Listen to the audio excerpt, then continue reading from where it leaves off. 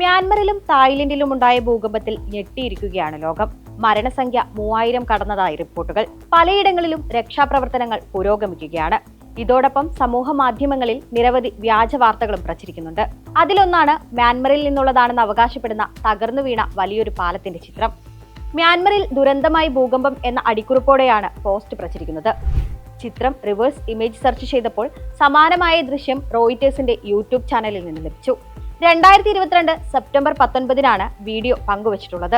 Taiwan ഭൂകമ്പത്തിൽ തകർന്ന പാലത്തിന്റെ ഡ്രോൺ ദൃശ്യം എന്നാണ് ഇതിന് നൽകിയിരിക്കുന്ന തലക്കെട്ട്. തെക്ക് കിഴക്കൻ തായ്വാനിലുണ്ടായ 6.8 തീവ്രത രേഖപ്പെടുത്തിയ ഭൂകമ്പത്തിൽ ഹുവാലിയൻ കൗണ്ടിയിലെ ഗാവോലിയാവോ പാലം തകർന്നുവെന്നാണ് ഡിസ്ക്രിപ്ഷൻ നൽകിയത്.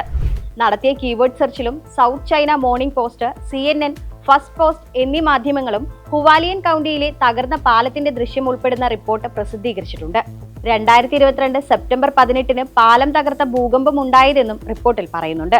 അതായത് മ്യാൻമറിലെ ഭൂകമ്പത്തിൽ തകർന്ന പാലം എന്ന രീതിയിൽ പ്രചരിക്കുന്നത് തായ്വാനിലുണ്ടായ ഭൂകമ്പത്തിൽ തകർന്ന പാലത്തിന്റെ ചിത്രമാണ്. മ്യാൻമറിന്റേതല്ലെന്ന് വ്യക്തം.